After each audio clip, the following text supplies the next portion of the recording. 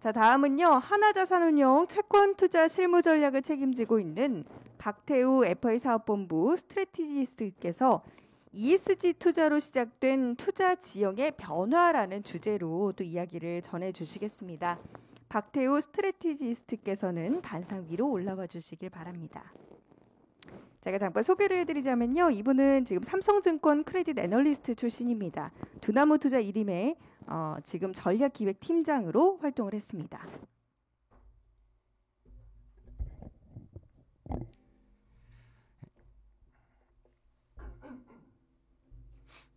네, 안녕하세요. 하나자산운용의 박태우 과장입니다. 오늘은 ESG 투자에 대해서 좀 말씀을 드릴 건데요. 최근에 ESG 투자가 굉장히 좀 화제가 많이 되고 있죠. 근데 사실은 ESG 투자라는 거가 얘기할 때 많이 연상되는 게 뭐 또는 착한 기업에 투자한다 또는 바람직한 또는 사회 가치에 이제 기여하는 투자다 뭐 이런 이제 수식어가 좀 따라 붙고는 합니다. 그런데 사실은 저는 그거에 대한 좀 오해가 좀 있다고 생각을 하고 있고요.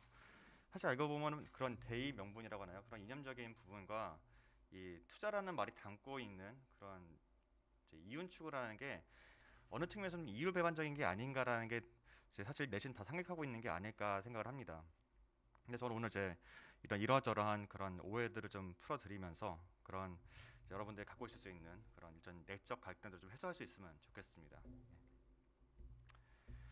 일단은 ESG 투자 역사 좀 간단하게 소개해 드릴 건데 제가 아까 그런 이제 착한 투자와 또는 그런 대의 명분과 아니면 이윤 추구의 행위가 약간 어떻게 보면 ESG 투자의 효용성에 대한 좀 불신으로 이어지지 않았나 뭐 그렇게 생각을 합니다. 뭐 저 또한 뭐 사실 이 일을 맡기 전에는 ESG 뭐 불신론자라고 이렇게 불렸었는데 그래서 제가 이렇게 장표를 만들고 있으니까 저희 상사분이 대표적인 ESG 불신론자가 이제 종교를 찾고 있다고 이렇게 말씀하시더라고요. 근데 실제로 ESG의 기원을 보면은 뭐 과거에 아주 그 모세를 뭐 그러니까 홍해를 가르던 모세가 이제 쓴 모세 오경이라는 게 있는데 뭐 구약의 일부입니다. 근데 거기에 소유권의 권리와 책임에 대한 내용으로 시작을 합니다. 근데 이게 본격적으로 그런 투자로서 좀 영향을 미치기 시작한 거는 18세기에 메소디스트 그러니까 감리교죠. 감리교에서 자기들이 이제 앞으로 이제 투자를 할 때 노예 산업이나 전쟁 산업에 투자를 안 하겠다라는 그런 선언을 하게 됩니다. 그리고 그게 발전을 해서 1970, 80년대 들어서는 이게 뭐 월남전 이후에 그런 전쟁 산업에 대한 투자 금지 조항이 각종 대학교 기금을 중심으로 발전하고 최근 들어서 뭐 지금은 뭐 환경이라는 게 ESG의 핵심 가치로 분류가 되고 있지만 어떻게 보면은 큰 틀에서 봤을 때는 환경 문제가 ESG의 그런 투자 방식에서 가장 마지막에 이제 붙은 가치의 항목이라 보시면 되겠고 그러므로서 지금의 그런 ESG 투자 형태를 갖추게 됐다고 보시면 될 것 같습니다. 근데 그러다 보니까 제가 말씀드리고 싶은 거는 이 ESG 투자라는 게 태생적으로 어떻게 보면은 그런 착한 투자의 이미지를 가질 수밖에 없는 그런 이유 중 갖고 있습니다. 그래서 저희가 ESG 투자가 최근에 더 큰 이슈를 받고 있긴 하지만 뭐 이런 부분이 처음 있는 일은 아니고요. 그 전에는 수년 전에 SRI라고 해서 뭐 소셜리 리스폰서블 인베스트먼트라고 하죠. 그렇게 해서 이미 많은 그런 투자가 되고 있고 우리나라의 국민연금도 그런 식으로 이제 위탁 운용되는 게 있는데 문제는 이게 수익률 측면에서 그러니까 투자가 제일 지상 최대 목적이라고 보는 수익률 추구 측면에서 더 이제 높은 수익률의 모습을 보이느냐 사실 그거에 대해서는 좀 이렇게 증명이 좀 어려웠던 부분이 있었고 그러면서 약간 시장의 관심에서 쓰러졌던 게 있었던 거죠. 그런데 보면은 최근에 그게 좀 달라진 것을 좀 이렇게 살펴볼 수가 있습니다. 일단은 그 배경을 기본적인 걸 말씀드리면은 오션토모라는 이제 컨설팅 회사인데 여기가 S&P 500 기업의 밸류에이션의 그런 그 내역 한번 분석을 해봤어요. 그러니까 1975년에는 한 이제 83%가 우리가 익숙한 유형자산으로 이루어진 거고 17%만이 무형자산으로 이루어진 건데 이 무형자산이라는 거는 뭐 브랜드나 뭐 특허 이런 거를 보시면 됩니다. 근데 30년이 지난 2015년에 보니까 이 밸류에이션에서 차지하는 무형자산의 가치가 반대로 이제 84%가 되고 유형자산 16%밖에 위치하지 않는다는 겁니다. 그러니까 30년 대비 정확하게 정반대가 됐죠. 근데 이게 중요한 이유가 이 무형 자본의 특징이 어떻게 보면 최근에 미국의 팡이나 뭐 테슬라처럼 무형 자산의 특징은 이 성장성이나 잠재 가치가 거의 무한정이라는 겁니다. 그 어떠한 꿈을 그리냐에 따라서 이 밸류에이션이 끝도 없이 올라갑니다. 근데 반대로 그만큼 어떤 스캔들이나 어떤 이제 이슈의 그 밸류에이션 자체가 크게 흔들리는 취약성을 갖고 있습니다. 그러니까 최근에 그런 기업 평가의 펀더멘탈이라는 게 유형자산보다 무형자산에 더 무게감이 많이 실리고 있는데 이 무형자산이 이 스캔들이나 어떠한 이슈에 굉장히 취약한 모습을 보인다는 거죠. 한마디로 ESG 투자라는 거는 그런 무형자산이 취약할 수 있는 위험을 고려해서 투자를 한다는 게 ESG 투자라고 할 수 있겠습니다. 그러니까 한마디로 뭐 최근에 그런 이제 뭐 주식 투자에서 좀 이렇게 중심으로 불고 있는 어떤 뭐 온실가스 투자나 아니면 어떤 ESG의 테마에 주식을 투자한다. 뭐 이런 것보다도 ESG를 좀 위험 요소로 보는 거죠. 그러니까 이런 위험 요소를 저희가 회피함으로써 저희가 그런 변동성을 피하는, 그러니까 수익을 더 높이는 것 수도 있지만 오히려 수익의 안정성을 더 높이는 측면에서 이 ESG 투자를 바라보는 게 좀 더 합리적이지 않을까 생각을 합니다. 그래서 좀 정리를 해보면은 과거에서 SRI가 있다고 했죠. 이 SRI만 하더라도 이게 투자 원칙의 사회적 가치와 윤리 신념이 고려가 됩니다. 한마디로 이데올로기가 리턴을 더 이제 우위에서 방점이 찍혀 있다는 거죠. 근데 최근에 불고 있는 거는 뭐 RI라고 그리고 특히 ESG라고 부르는 건데 이 수익을 극대화하기 위한 도구로 이 ESG 투자를 하는 겁니다.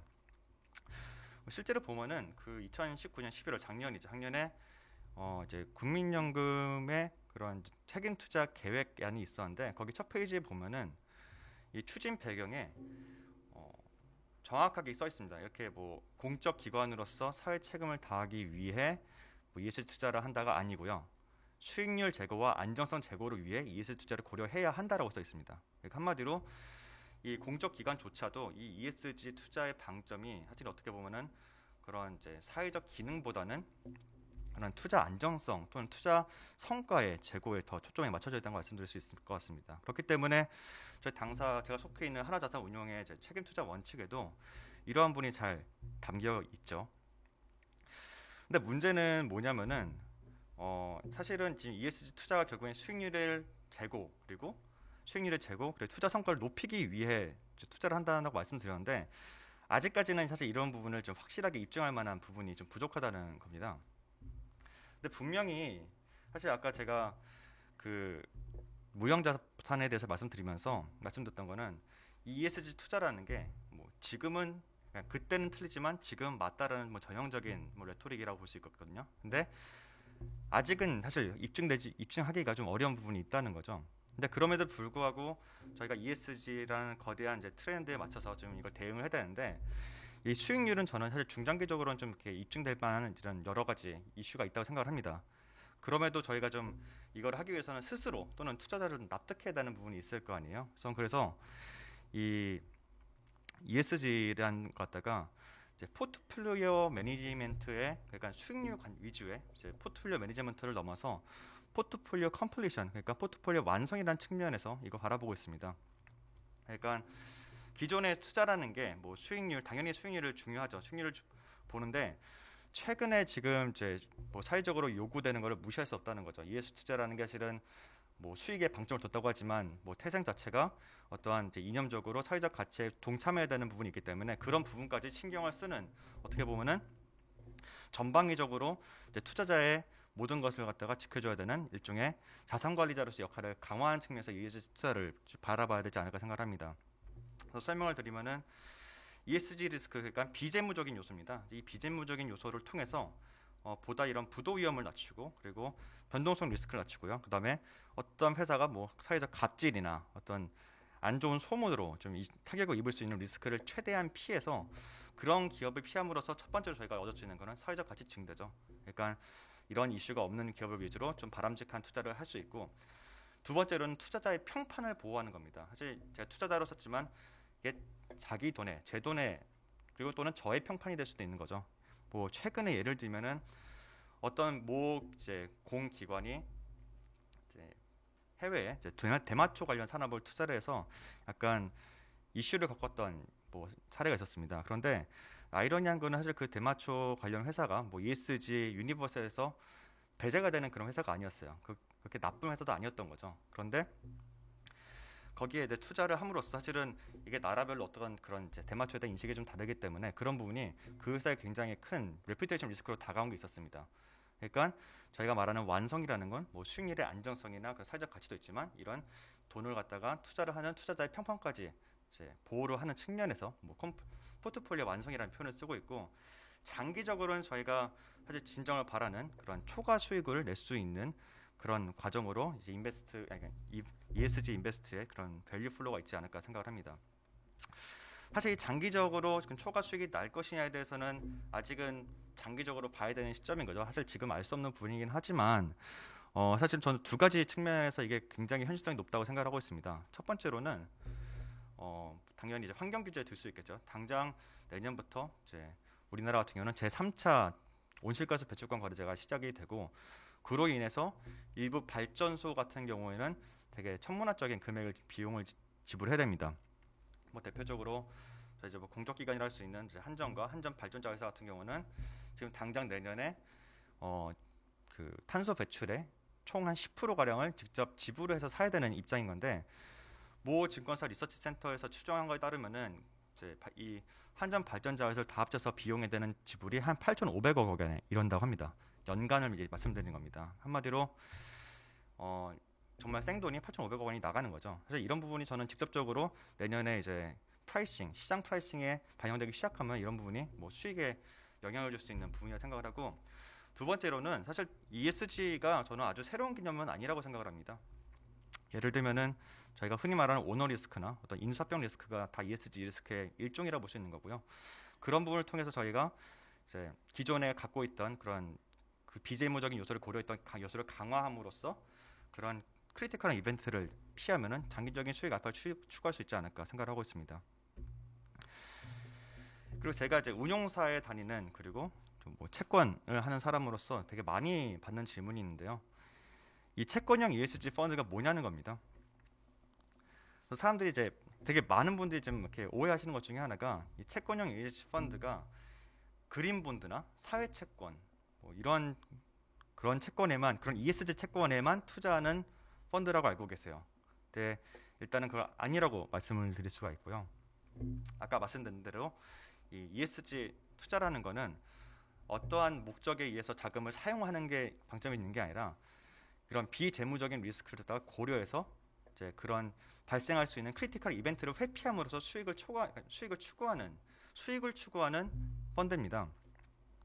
근데 아무래도 이제 저희는 펀드를 팔아야 되고 이 사회적 요구에서는 이런 사회적 가치가 수행 증진이라는 요구가 있죠. 그러다 보니까 이 상품을 만든 입장에서는 이 채권형 ESG 펀드라는 거는 이 후생 증진과 이 투자 성과라는 두 마리의 토끼를 사냥하는 거랑 좀 비슷하다고 보고 있습니다. 근데 저는 이게 꼭 이율배반적이라는 거라고 생각하지 않는 게 일단 어디까지는 ESG 펀드라는 거는 추가적인 위험을 고려해서 이제 장기적인 초과 수익을 추구하자는 거고 그 과정에서 저희가 그런 이제 녹색 채권이나 아니면은 그런 사회 채권 같은 경우에 비중을 갖다 어느 정도 가져감으로써 두 가지 모두의 그 가치를 이제 충족할 수 있는 그런 방법이 좀 있다고 생각을 하고 있습니다. 그래서 보통 이제 기업의 지속 가능성이라고 하는데 어떻게 보면 이게 더 채권에 더 알맞는 단어죠. 그러니까 사실 이 ESG 펀드라는 게 이 기업의 어떤 행위나 어떤 자금의 사용 목적 이런 게 맞춰진다기보다는 기업의 지속 가능성, 이 기업이 어떤 사회적 이슈를 무리를 일으키지 않고 그리고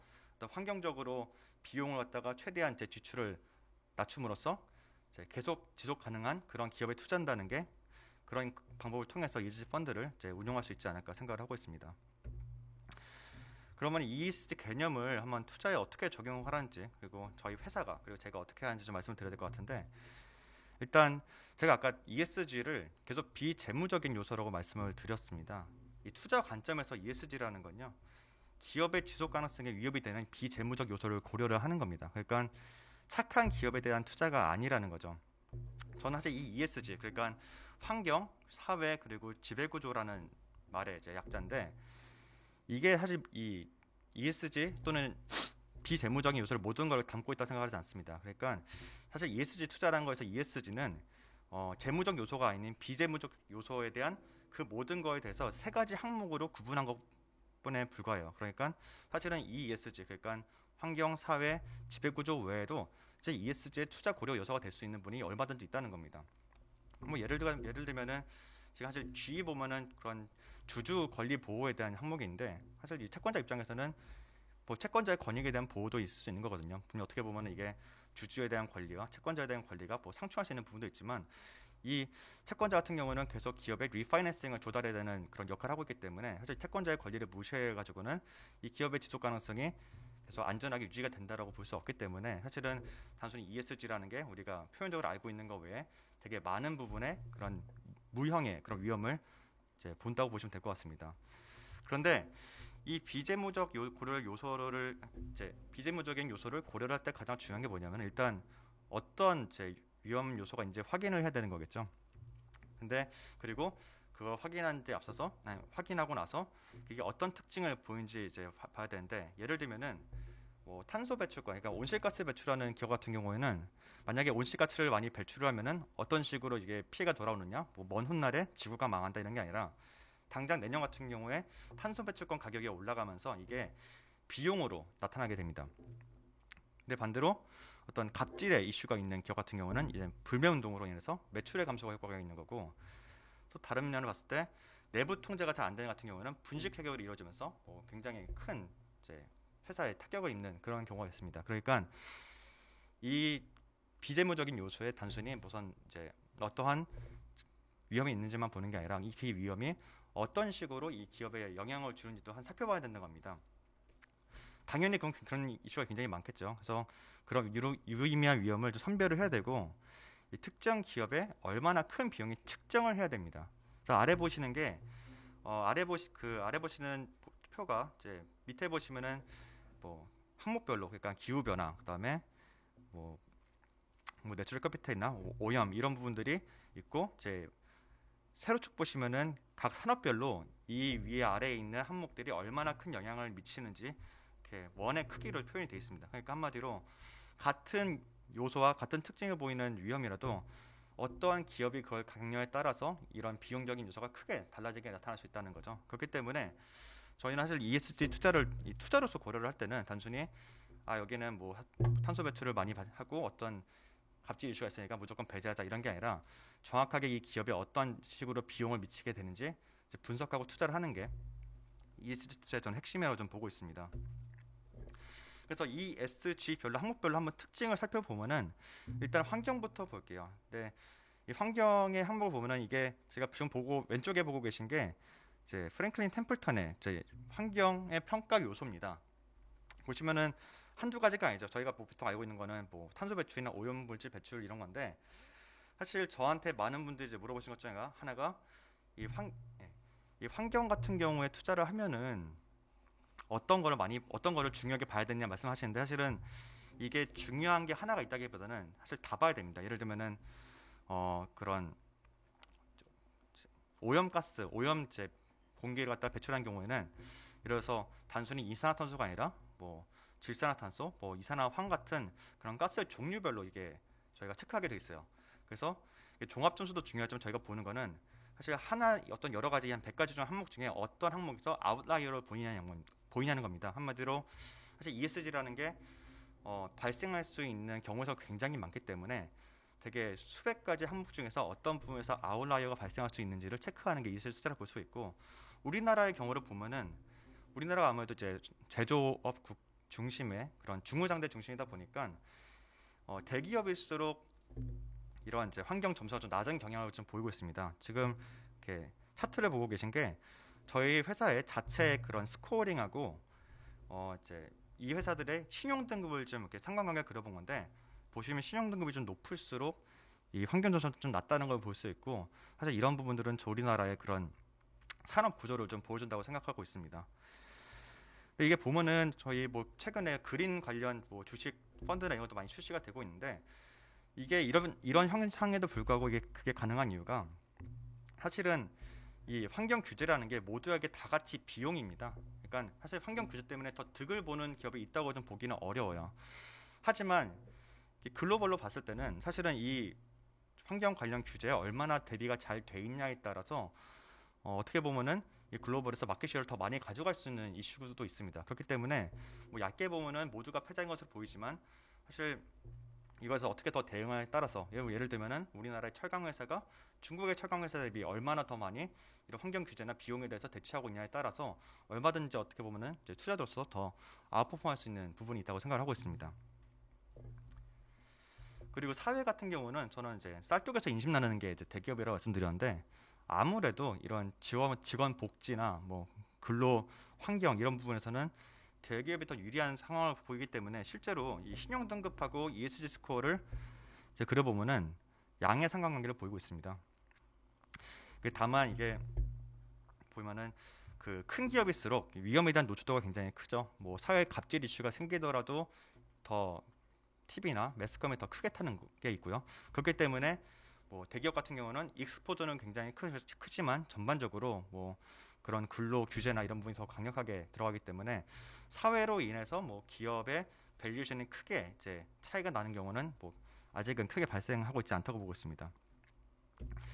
그리고 마지막으로 이 지배 구조 같은 경우는 사실 이 지배 구조를 많은 분들이 지분 구조로 약간 오해하시는 게 좀 있는 것 같아요. 그러니까 어떻게 해서 우리나라의 그 대기업 재벌 계열사들은 이거에 대해서 위험이 굉장히 노출되어 있는 거 아니냐. 분명히 아주 상관관계가 없다고 볼 수는 없는데 지배 구조는 어디까지나 지분 구조가 아니라 기업 운영의 합리성하고 이런 이제 얼마나 내부적으로 이제 통제가 잘 돼야 되고 있냐에 대한 규정입니다. 그렇기 때문에 이것도 역시 대기업 같은 경우가 그런 규제를 많이 받고 있기 때문에 신용 등급이 높을수록 이 거버넌스 스코어링이 좀 높은 그런 양의 상관관계를 좀 보고 있다고 좀 보시면 될 것 같습니다. 그래서 이게 어떻게 보면은 크게 영향을 줄 것이냐에 대한 이제 이슈가 있을 수 있는데 왜냐하면 뭐 좋은 기업이 좋은 점수가 나오니까 좋은 기업에 투자하면 되는 거 아니냐. 근데 문제는 이 어떠한 이제 ESG 관련 이슈가 터졌을 때 가장 크게 발생하는 게 G인 것 같습니다. 예를 들면 분식회계 같은 게 내부 통제가 잘 안 이루어졌기 때문에 발생하는 거거든요. 그렇기 때문에 G를 굉장히 열심히 봐야 되는 부분이 있는 거고 실제로 해외에서는 특히 채권 부분 같은 경우는 ESG 중에 G가 그런 제일 유의미한 이제 투자의 수익성을 좀 보인다고 얘기를 하고 있습니다.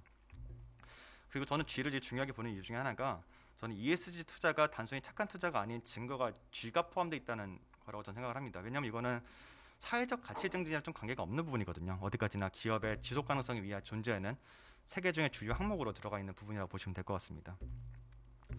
시간이 많지 않아서 좀 제가 바로 좀 넘어가 보면은 앞으로 ESG가 어떻게 될 거냐에 대해서 좀 한번 예상을 좀 해봤는데 제가 말씀드렸지만 ESG 리스크는 사실 갑자기 생긴 게 아니라 항상 존재했던 겁니다. 좀 항상 존재했던 거고 다만 ESG 리스크의 파급력이 현재에서 더 중요해졌다는 겁니다.